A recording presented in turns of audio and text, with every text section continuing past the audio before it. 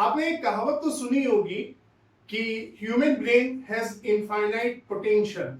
एक इंसानी दिमाग के पास अपार क्षमता होती है, पर फिर भी न जाने हमारी सोसाइटी में कुछ लोग ऐसे होते हैं जो हमेशा दूसरे लोगों को यह एहसास कराने में लगे रहते हैं कि तुमसे ना हो पाएगा भैया।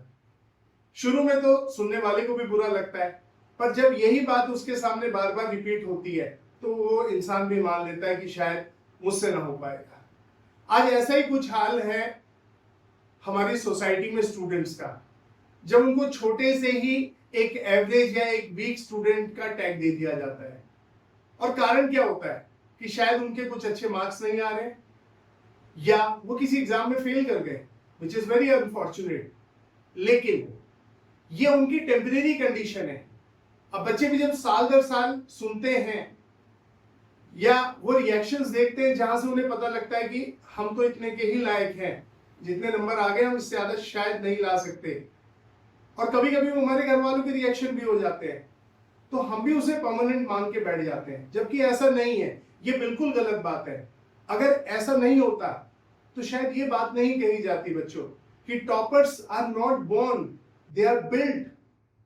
तो जब टॉपर्स पैदा नहीं होते, वो बनाए जाते हैं, तो आप क्यों नहीं बन सकते हैं? ये प्रॉब्लम है आपके उस बिलीफ सिस्टम की। आपने जिस बात पे यकीन कर लिया है, अगर आपको भी बुरा लगता है और आप इसे तोड़ना चाहते हैं तो आप इस बात को अब मानना बंद कर दीजिए। कोई वीक स्टूडेंट नहीं होता है, कोई एवरेज स्टूडेंट नहीं होता है। जो स्टूडेंट कोशिश कर सकता है वो वीक और एवरेज की कैटेगरी में नहीं आता है। वो अपने आप को कभी भी ट्रांसफॉर्म कर सकता है एज ए टॉपर स्टूडेंट, और मैं आपकी इसमें बहुत मदद करूंगा।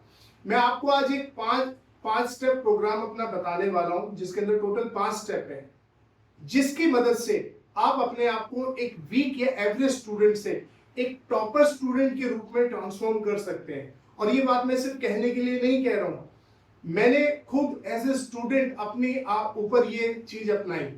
उस वक्त भले ये स्टेप्स नहीं थे, लेकिन तरीका यही था।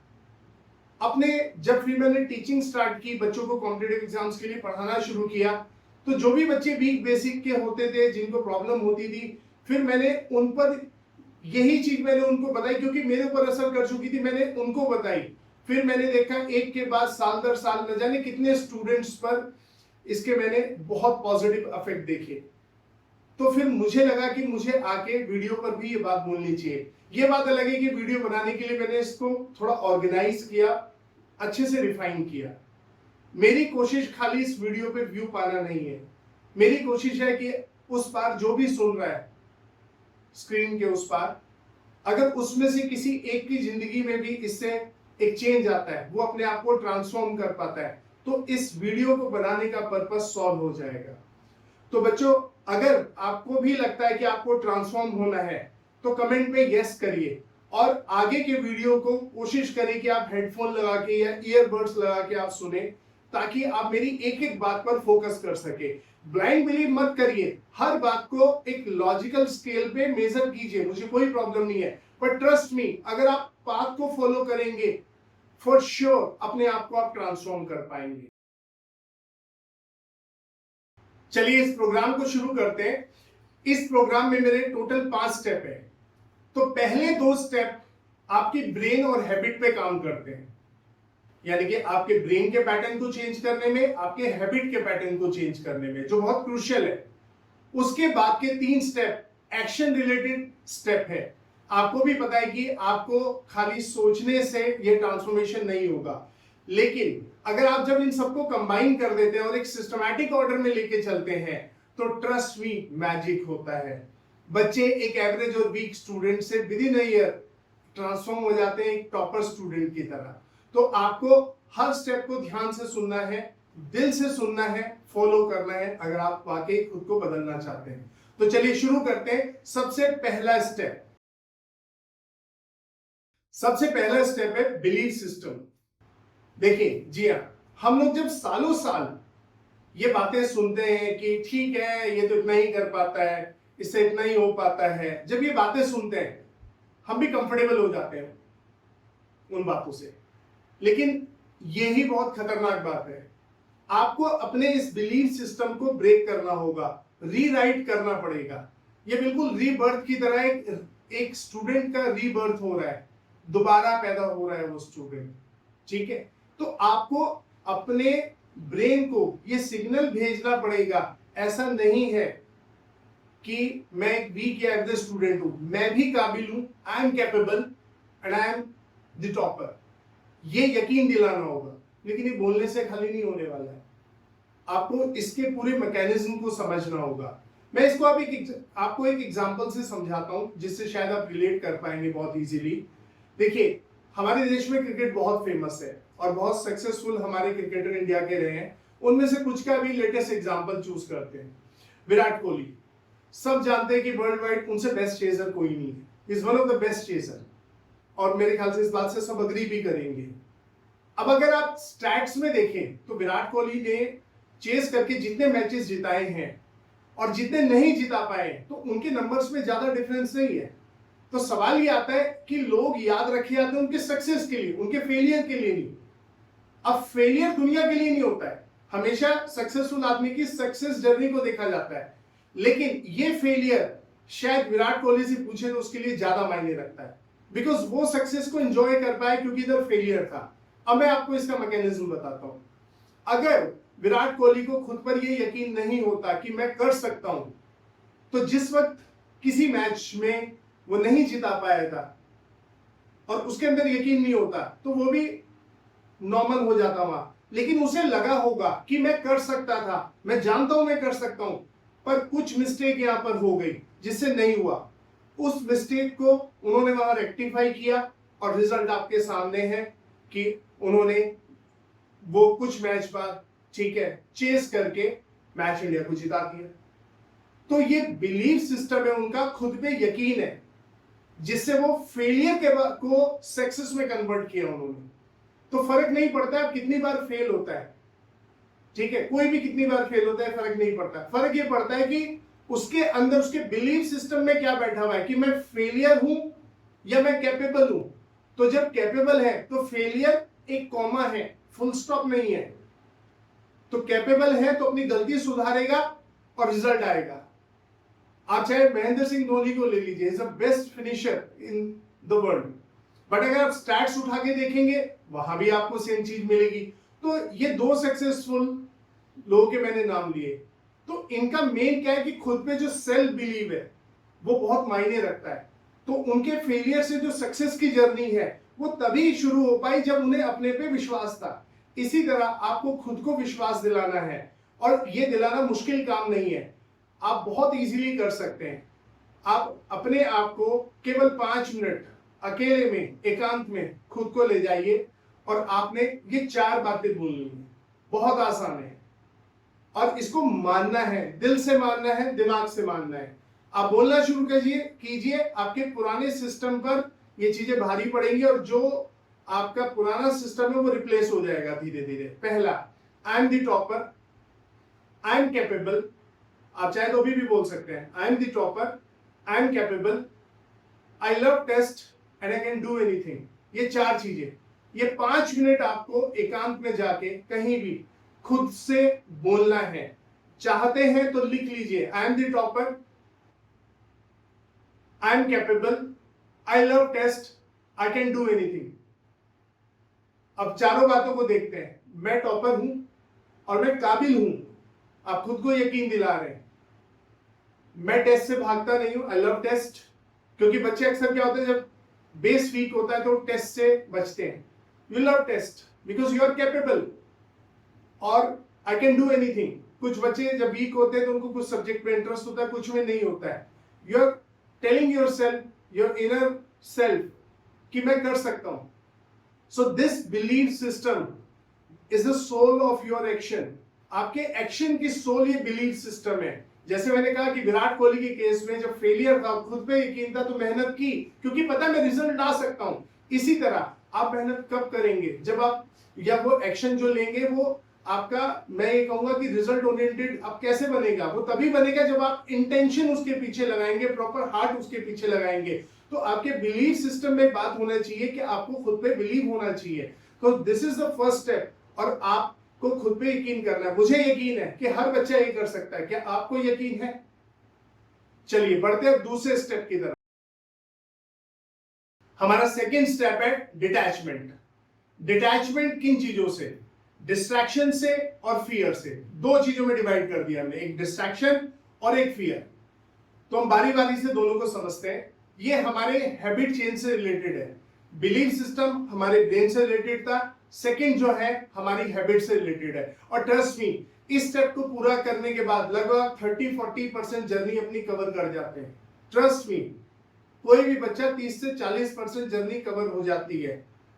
तो हम बात करते हैं डिस्ट्रैक्शन की। पहले देखिए, ये 12 साल से ऊपर जब बच्चा बड़ा होता है तो ऑब्वियस ही बात है हार्मोन्स चेंज होते हैं, तो लाइफ में बहुत तरह के डिस्ट्रैक्शंस आते हैं। और आप समझ भी सकते हैं, आपकी यारी दोस्ती बढ़ जाती हैं, आप बड़े हो रहे होते हैं, नहीं नया नया एक्सपोजर मिलता है तो चीजें अच्छी लगती है। जब फिल्टर करना मुश्किल होता है कौन सी हमारे लिए शॉर्ट टर्म के लिए अच्छी है, कौन सी लॉन्ग टर्म के लिए अच्छी है, या बुरी भी कह सकते हैं, कौन सी शॉर्ट टर्म के लिए बुरी, कौन सी लॉन्ग टर्म के लिए भी बुरी है, तो बच्चों के लिए फिल्टर करना मुश्किल होता है।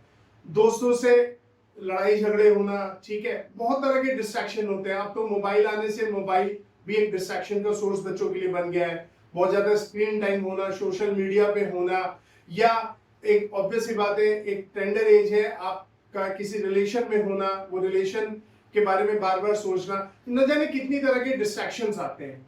तो देखिए, ये एक स्वाभाविक है, ये होना मतलब ऐसा नहीं कि बहुत ज्यादा कोई मतलब एक्स्ट्रा ऑर्डिनरी बात है, बहुत नॉर्मल चीज है जो सबके साथ होती है, मेरे साथ भी, आपके साथ भी होती होगी। लेकिन अब आप एक जर्नी पे, एक पाथ पे निकल गए, एक मिशन पे निकल गए, तो आपको यहाँ पे एक ऑनेस्ट सोल्जर की तरह चलना पड़ेगा, आपको डिसिप्लिन रहना पड़ेगा। मुझे लगता है कि सबसे पहला जो चीज हम अपने ब्रेन को हमने सिग्नल भेज दिया कि हम कैपेबल है, तो दूसरा आता है वर्किंग। वर्किंग हमारी क्यों रुकती है? क्योंकि हम कहीं ना कहीं अलग अलग तरह के डिस्ट्रैक्शंस में इन्वॉल्व होते हैं। तो इसके लिए मैं आपको एक तरीका बताता हूँ बहुत इजीली। आप 2 दिन अगले बिताएं और एक पेन और पेपर पे अपने पूरे दिन का शेड्यूल लिखिए, ऑनेस्टली लिखे, किसी को ना दिखाएं। और फिर उसके बाद देखिए कि कहाँ कहाँ आपका दिन का मैक्सिमम हिस्सा जा रहा है, स्कूल वगैरह या जो भी कोचिंग वगैरह आप करते हैं उसके बाद आपका कहाँ कहाँ मैक्सिमम टाइम जा रहा है। उनमें से उन डिस्ट्रैक्शंस को निकालिए जो आपका ज्यादातर पढ़ाई का टाइम खा जा रहे हैं। उसके बाद खुद को कहिए उनसे कि मुझे बिल्कुल दूर रहना है, ठीक है, सिंपल। कभी कभी आदमी इमोशनली भी अफेक्ट होता है, क्योंकि जाहिर सी बात है मैं आपकी उस हैबिट को छोड़ने को कह रहा हूं जो आपका बहुत बड़ा रीजन है, आपका पीछे जाने का रीजन बहुत बड़ा वो है। लेकिन अगर आप इस बात पे आगे बढ़ना चाहते हैं तो आपको इन डिस्ट्रैक्शंस को गेट रिड करना होगा, दूर करना होगा। तो खुद आपको लगता है कोई चीज आपको अफेक्ट करती है, आप चैंट करना शुरू कर दीजिए, I don't care. Don't care का मतलब नहीं कि सबके लिए लापरवाह बनना है। मेरा डोंट केयर का मतलब है कि मैं उस चीज से अफेक्ट नहीं लूंगा क्योंकि वो मुझे मेरे गोल की तरफ बढ़ने से रोक रही है। तो खुद को याद दिलाइए बार बार। हो सकता है आप थोड़ा सा भटकेंगे पर फिर वापस लाइए, फिर भटकेंगे फिर वापस, एंड कीप डूइंग दैट। एक समय ऐसा आता है जब बच्चे को फर्क नहीं पड़ता है, वो डिस्ट्रैक्ट होना बिल्कुल बंद हो जाता है। तो डिस्ट्रैक्शंस को दूर करना बहुत जरूरी है। उनके बारे में सोच के वो दूर नहीं होंगे, कोई ट्रिक या कोई तरीका नहीं है, क्योंकि आपकी बॉडी यूज्ड टू है उसकी। आपको धीरे धीरे अपने आप को वहां से निकालना है, ठीक है। आपको लगता है आप सोशल मीडिया पे ज्यादा रहते हैं, आप फोन को स्विच ऑफ करके डाल दीजिए, ठीक है। जब स्विच ऑफ कर देंगे तो स्क्रॉल करने का टाइम ही नहीं मिलेगा, जाहिर सी बात है। तो आप धीरे धीरे छोटे छोटे स्टेप उठाने, और ताकि आप उन डिस्ट्रैक्शंस को खत्म कर सके। और ये पॉसिबल है, ट्रस्ट में, बहुत बच्चे कर लेते हैं। अगर उनके अंदर कैपेबिलिटी है, विल पावर है तो कर लेते हैं। यहाँ आपकी विल पावर रोल प्ले करती है कि मैंने ऑनेस्टी का पाथ लिया है कि मुझे इस बात पे ऑनेस्ट रहना है, तो मैं ये कर सकता हूं और मैं करूंगा, तो ये हो जाएगा आपका। दूसरी बात आती है फियर। देखिए, जैसे ब्रेन को आप सिग्नल भेज रहे हैं कि ये नहीं, मैं तो ये हूं, एक टॉपर हूं, कमजोर नहीं हूं, फिर आप अपनी हैबिट भी छोड़ रहे हैं।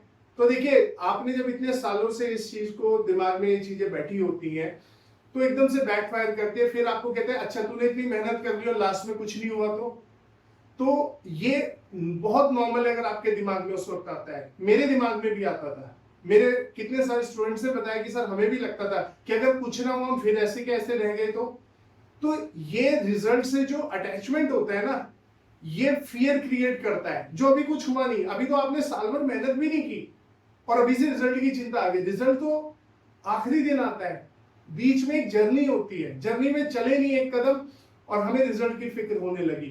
तो इसलिए हम कहते हैं कि अपने आप को आउटकम से डिटैच कर लीजिए, बिल्कुल डिटैच कर लीजिए। और जब मैं डिटैच बोल रहा हूं तो डिटैच, बिल्कुल डिटैच कर लीजिए। क्या होगा कैसे होगा कोई वो नहीं, ठीक है, बिल्कुल डिटैच कर लीजिए। चाहे वो आप जिस भी एग्जाम की तैयारी कर रहे हो उसका रिजल्ट हो, चाहे आप स्कूल के टेस्ट देते हैं या अपनी कोचिंग ट्यूशन के कहीं टेस्ट देते हैं, जो भी टेस्ट देते हैं, रिजल्ट से डिटैच कर लीजिए, प्रोसेस से डिटैच मत होइए, रिजल्ट से डिटैच कर लीजिए अपने आप को, ठीक है, बिल्कुल डिटैच कर लीजिए।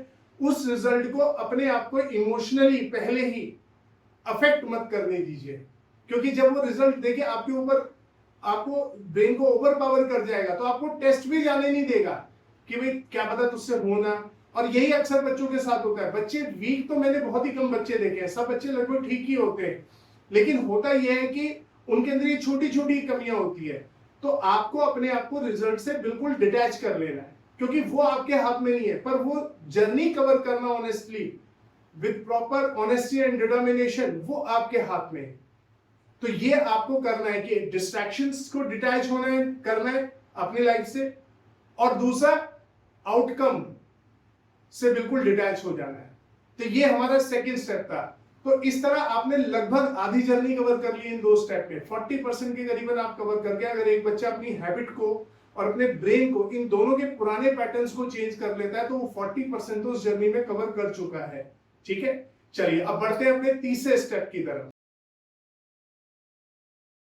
हमारा तीसरा स्टेप है कॉन्सेप्ट अपग्रेडेशन। ध्यान से सुनिएगा, कॉन्सेप्ट अपग्रेडेशन, यानी कि अपने कॉन्सेप्ट्स को अपग्रेड करना है। आप अपने आप को नहीं कहेंगे आपको नहीं आता है, बिल्कुल नहीं कहना है। मैंने इसलिए इसका नाम रखा है कॉन्सेप्ट अपग्रेडेशन। आपको अपने कॉन्सेप्ट को अपग्रेड करना है।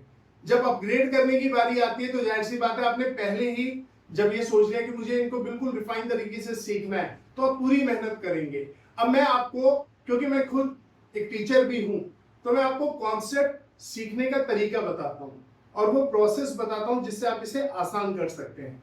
देखिए, इसको आप एक एग्जाम्पल से समझते हैं, बहुत नॉर्मल एग्जाम्पल है। आपने कभी घर बनते हुए देखे पुराने? आजकल तो वैसे बनी बनाई दीवारें आने लगी है, लेकिन मैं उसकी बात नहीं कर रहा हूं। अगर पुराने टाइम पे आपने घर बनते हुए देखे हो, तो हो सकता है आपके घर भी ऐसे बने हो। पहले ईंटें ली जाती हैं, ठीक है, ब्रिक लेते हैं, ईंट लेते हैं, एक ईंट के ऊपर एक ईंट रखी जाती है, और ऐसा तो नहीं ईंट के ऊपर ईंट रख के छोड़ देते हैं। फिर क्या करते हैं, सीमेंट लगाते हैं, फिर उसको सूखने देते हैं, ठीक है, उसके बाद एक दीवार बनती है। अगर आप इस प्रोसेस को ध्यान से देखें और आप अपनी पढ़ाई से इसे रिलेट कर सकते हैं, एक चैप्टर बनता है टॉपिक से, और टॉपिक्स में एक या दो कॉन्सेप्ट होते हैं।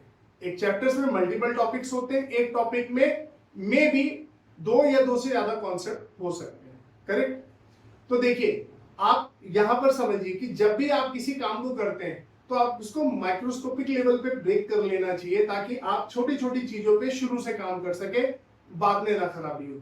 तो जैसे आपने मान लीजिए आप कोई भी चैप्टर स्टार्ट कर रहे हैं, तो एक रूल बना लीजिए, one concept, one topic, one chapter. एक कॉन्सेप्ट, एक टॉपिक, एक चैप्टर। क्योंकि होता क्या है कि जब ऐसा बच्चा जो भी पढ़ाई में शायद पहले बेहतर ना रहा हो, जब पढ़ना शुरू करता है तो उसके दिमाग बहुत ज्यादा चलता है, उस टाइम पर बहुत घूमता है, इधर उधर भागता है, उसे लगता है पूरा सिलेबस करना है, मैं आज ये भी कर लूं वो भी कर लूं। नहीं, यहाँ पर पेशेंस बहुत बड़ा रोल प्ले करेगा। आपको एक कॉन्सेप्ट जब आप पढ़ रहे हैं तो आप फोकस रखेंगे एक कॉन्सेप्ट पे, उस कॉन्सेप्ट के बाद बाहर निकलेंगे तो उस टॉपिक पे जिसका वो कॉन्सेप्ट है, उस कॉन्सेप्ट से बाहर, उस टॉपिक से बाहर निकलेंगे तो उस चैप्टर में। बस यही ध्यान रखिए, अगर कॉन्सेप्ट्स अच्छे होंगे तो टॉपिक अच्छा होगा, टॉपिक अच्छे होंगे तो चैप्टर अच्छा होगा, चैप्टर अच्छे होंगे तो सब्जेक्ट अच्छा होगा। सिंपल, ब्रिक बाय ब्रिक, ठीक है, आपको ये चलना है। एक घर में बहुत सारी दीवारें होती है, फिर छत डलती है, फिर एक घर बनता है, राइट। अब कॉन्सेप्ट को सीखने का तरीका समझिए। आपने मान लीजिए कहीं से आपने कॉन्सेप्ट सीखा, अब वो सीखने में कोई टीचर हो सकता है जो आपको पढ़ा रहा हो, वो कोई किताब हो सकती है जिससे आप पढ़ते हो, और किताब तो बहुत जरूरी है, उसका रोल मैं बिल्कुल बताऊंगा आपको अलग से। तो आपने उस कॉन्सेप्ट को सीखा, सीखने के बाद आप उसको हमेशा ध्यान रखिए, लर्न सॉल्व। कॉन्सेप्ट सीखा, अब कुछ क्वेश्चन लीजिए, सॉल्व करिए। लेकिन जब क्वेश्चन सॉल्व करने तो क्वेश्चंस पे ध्यान नहीं रखना है, या माइंडसेट चेंज करने की जरूरत है कि आपने उस कॉन्सेप्ट को उन क्वेश्चंस में लगा के देखना है। अगर उस कॉन्सेप्ट से वो क्वेश्चन सॉल्व हो जा रहे हैं, तो मान लीजिए कॉन्सेप्ट से आप 2-3 क्वेश्चन सॉल्व कर सकते हैं, तो आप 10 भी कर सकते हैं, 15 भी कर सकते हैं, 20 भी कर सकते हैं। It's a matter of practice. लेकिन कॉन्सेप्ट सीखते वक्त 20 क्वेश्चन की जरूरत नहीं है। आपने कॉन्सेप्ट सीखा, अच्छे से समझा, फिर आपने एक क्वेश्चन में लगाया, करेक्ट। वो समझाने के तरीके में टीचर ने आपको 2 एग्जाम्पल दिए, 4 एग्जाम्पल दिए, टीचर बेहतर जानता है, राइट। लेकिन आपके सीखने के बाद की बात कर रहा हूं। आपने सीखा, फिर उस कॉन्सेप्ट को लगाया, लगाने के बाद आपने देखा कि मुझसे क्वेश्चन सॉल्व हो रहे हैं, ठीक है, तो इसका मतलब क्या है कि मैं वो कॉन्सेप्ट जानने लगा हूं।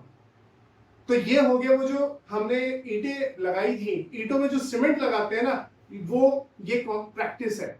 लेकिन प्रैक्टिस आपको क्वेश्चन की नहीं करनी, हमेशा माइंडसेट को चेंज करके रखिए, कॉन्सेप्ट की करनी है। देखिए क्वेश्चन तो एक चैप्टर के 5-5 हजार भी हो सकते हैं, पर कॉन्सेप्ट अगर 15 है तो 15 ही रहेंगे, और वो 5000 क्वेश्चन उन 15 पे बनेंगे। तो आपका जो ब्रेन है वो इस तरीके से चलता है कि जब आप क्वेश्चन वाइज याद रखने की कोशिश करते हैं, तो इतने बड़े वाइड जोन में जहां इतने क्वेश्चंस होते हैं, आप कैसे याद रख पाएंगे? आप नहीं, वो पॉसिबल है। तो इसीलिए आपको अपने कॉन्सेप्ट पे काम करना है, ठीक है। हमेशा ध्यान रखिए, कॉन्सेप्ट पे काम करिए, राइट। तो कॉन्सेप्ट को प्रॉब्लम में लगा के देखिए, प्रॉब्लम सॉल्व हो। समझ गए बात को? अब दूसरी बात देखिए, कोई भी बच्चा ऐसा नहीं होता है कि जो सब जगह वीक हो। हर बच्चे का कोई ना कोई एक सब्जेक्ट ऐसा होता है जो रिलेटिवली बाकियों से बेहतर होता है। मैं हमेशा एक कहावत याद करता हूं, मेरी दादी हमेशा एग्जाम में जाने से पहले हमें कहा करती थी कि वो सवाल पहले करना जो आसान हो।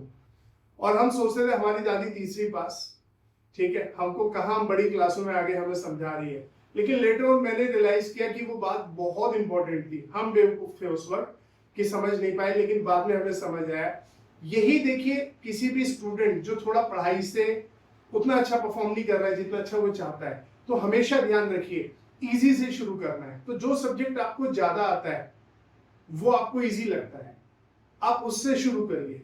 और ये मेरा प्रोसेस आपका लर्न प्रैक्टिस, ये आप वहां से शुरू करिए, क्योंकि उस सब्जेक्ट में आपको रिलेटिवली ज्यादा आता है, तो वो आपके कॉन्फिडेंस को बूस्ट करने में हेल्प करेगा, राइट। जब आपका कॉन्फिडेंस ऊपर जाएगा तो ट्रस्ट मी, दिमाग खुलेगा और आप और चैलेंजेस लेने के लिए भी रेडी होंगे, ठीक है। और बच्चों, बुक्स से प्यार करिए, हमेशा ध्यान रखिए, बुक्स से प्यार करिए। आजकल बच्चे मटेरियल्स और इन सब चीजों में लगे हैं, ऑनलाइन नोट्स में, किताबें रखिए अपने पास। ट्रस्ट मी, बुक्स आपकी एक्चुअल में आपकी फ्रेंड है। तो किताबों से बातें कीजिए। किताबें जब आप पढ़ेंगे, टीचर से पढ़िए, गाइडेंस में पढ़िए, लेकिन साथ में जब आप किताब पढ़ेंगे, आप उस कॉन्सेप्ट को ओन करेंगे। अगर आप सिर्फ टीचर से पढ़ के और प्रैक्टिस करके छोड़ देते हैं, आप ओन नहीं करते हैं कॉन्सेप्ट, वो कभी ना कभी निकल जाएगा दिमाग से।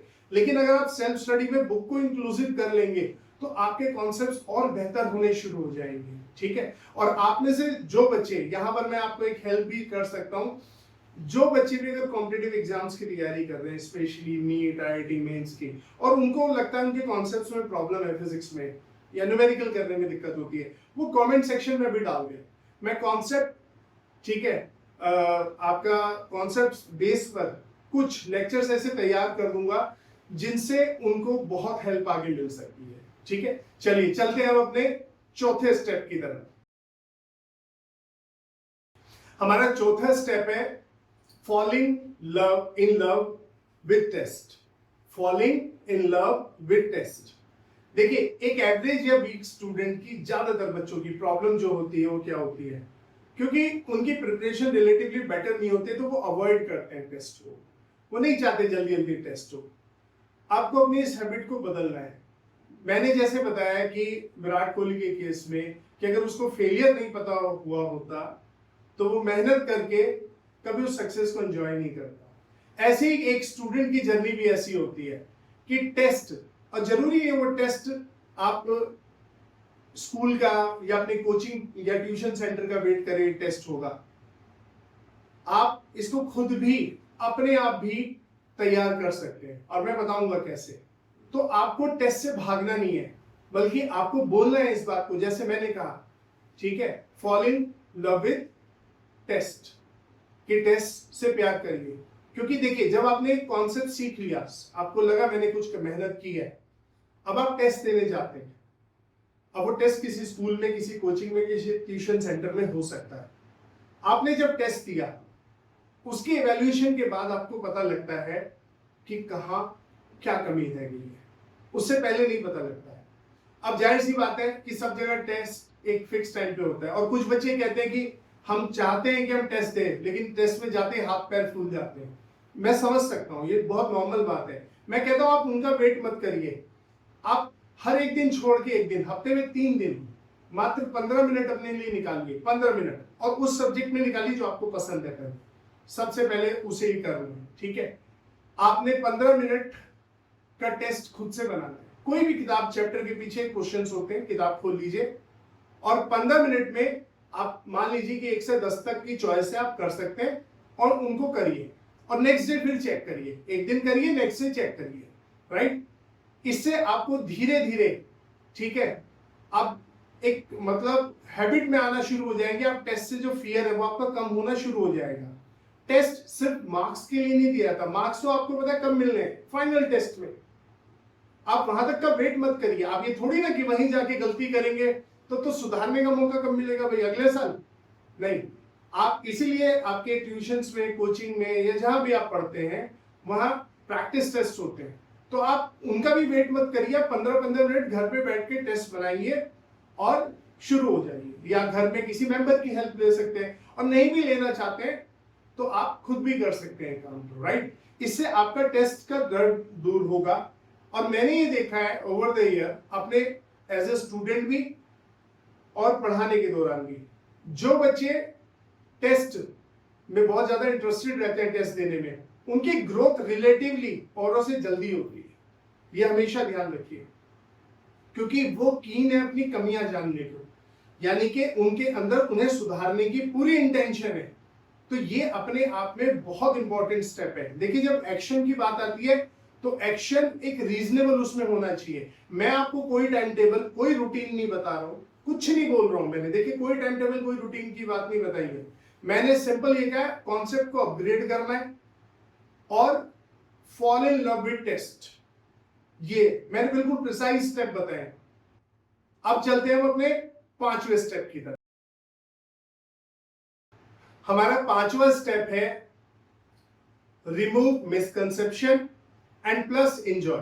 जी आपने सही सुना, रिमूव मिसकंसेप्शन प्लस एंजॉय। देखिए, जब भी आप टेस्ट देते हैं, आप मेनली कौन से क्वेश्चन पहले ट्राई करते हैं? जो आपने पढ़े नहीं, वो तो आते ही नहीं, तो उनकी तो कोई बात नहीं होनी चाहिए। जिसे आपने पढ़ा है, जिसे आपको लगता है कि मुझे आता है, और फिर आप टेस्ट में गए लेकिन वहां गलती मिली, इसका मतलब शायद कोई फ्रैक्शन या पूरा कॉन्सेप्ट आपका में भी कहीं गड़बड़ा रहा है, कहीं मिस हो रहा है, कोई तो प्रॉब्लम है या कोई मिसकंसेप्शन है। अब ये 2 बातों को यहाँ पे वो करता है कि आपने कुछ कम सीखा या अधूरा सीखा। अगर आपने अधूरा सीखा और सिखाया भी गया, तो अपने आपको अपने गाइडेंस को चेंज करने की जरूरत है, जहां से भी आप गाइडेंस ले रहे हैं। क्लियर पता लग गया? बच्चे कितनी बार कहते हैं कि हमें समझ नहीं आता गाइडेंस कैसे हो। मैं इस पर अलग से वीडियो भी बना दूंगा, लेकिन यहाँ हम आपको सिंपल और प्रिसाइज बता रहे हैं कि अगर आपको अधूरा सिखाया गया, पूरा नहीं सिखाया गया, तो शायद, और ये रिपीटेड हो रहा है, तो आपको अपने गाइडेंस को बदलने की जरूरत है, क्योंकि आपको अपने पूरे एफर्ट दे रहे। लेकिन अगर आपने कम सीखा है, तो आपको उस गाइडेंस के पास, जो भी टीचर से आप पढ़ते हैं, आपको जाके उसको ठीक करने की जरूरत है। सिर्फ उस क्वेश्चन को नहीं, उस कॉन्सेप्ट को ठीक करने की जरूरत है कि मुझसे गलती कहां पर हो रही है। कैलकुलेशन मिस्टेक्स वगैरह छोड़ दीजिए, वो इसमें काउंट नहीं होती, वो तो ह्यूमन एरर है, किसी से भी हो सकता है। लेकिन अगर कोई कॉन्सेप्चुअल एरर हो रहा है, तो आपको उसको सुधारना है। तो देखिए, इसका मतलब कोई भी कॉन्सेप्ट सिर्फ सीखने भर से नहीं सीखा जाता है। आपने उसको सीखा, आपने उसको लगा के देखा, लगा के देखने के बाद एग्जैक्टली आपको पता लगा कि जब मैं घर पे बैठ के लगा रहा था तब प्रॉब्लम हो रही थी, जब एग्जाम में गया, क्योंकि वहां प्रेशर होता है, मुझसे प्रॉब्लम नहीं हो पाई। तो क्या वो प्रेशर के कारण नहीं हो पाई, या मुझे उस कॉन्सेप्ट में कुछ कम पता है, या कोई गलती है?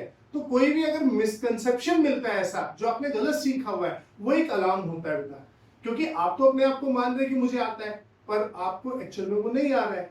तो आपको वहां अपने मिसकॉन्सेप्शंस को या भी जो भी प्रॉब्लम उनको रिमूव करना है, उसको खत्म करना है। ठीक है, तो आपके कॉन्सेप्ट में कोई मिलावट नहीं होनी चाहिए, आपको जितना आता है अच्छा आना चाहिए, ये बहुत जरूरी बात है। ठीक है, तो ये इसलिए हम कहते हैं कि हमेशा टेस्ट के बाद इंट्रोस्पेक्ट करने का मतलब यही होता है कि अपने जो भी मिसकंसेप्शन और मिस्टेक्स हैं उनको रिमूव कीजिए। ठीक है, अब ये एक स्टूडेंट का प्रोसेस है बेटा पास स्टेप का। आप में से कुछ लोग सोच रहे होंगे एंजॉय भी कहा था सर ने, बिल्कुल आऊंगा उस बात पे। देखिए, पहली बात मैंने आपको बताया बिलीफ सिस्टम, सेकंड आपका detachment, third upgradation of concept, fourth fall in love with test, fifth removal of misconception. तो रिमूव करिए। अगर आप इन पांचों स्टेप को ठीक है कंबाइन कर लेते हैं दिन के उसमें 5 मिनट आपको अपने आप को वो चैंट करना है, आई am the topper, I am the capable वाला पार्ट।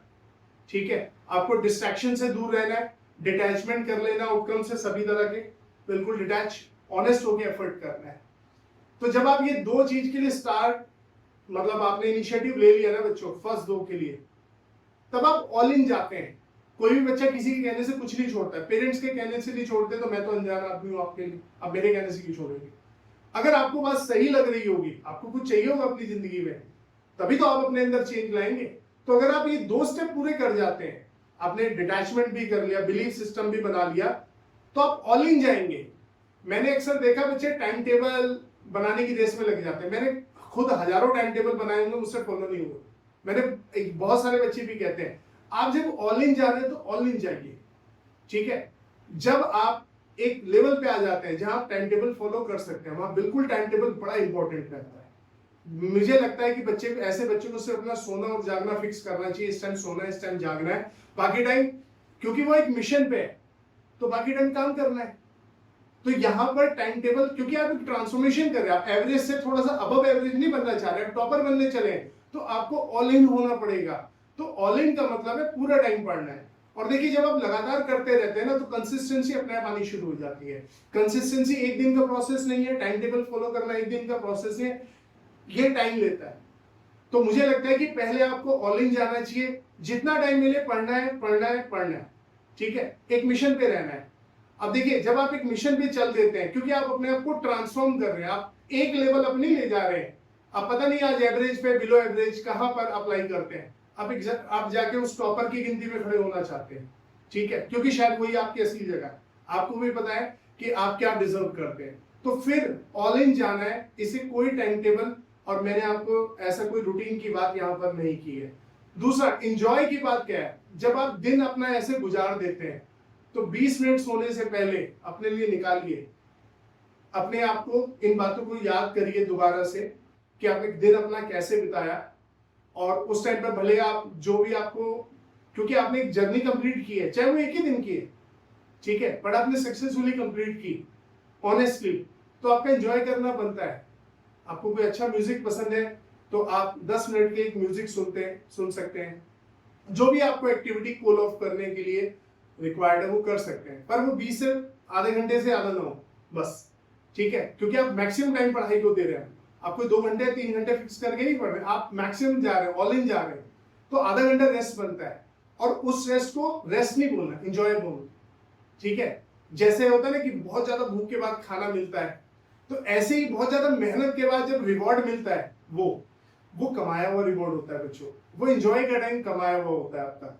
तो 10 मिनट 15 मिनट म्यूजिक सुनना है, जो भी आपको एक्टिविटी लगे आप वो करिए।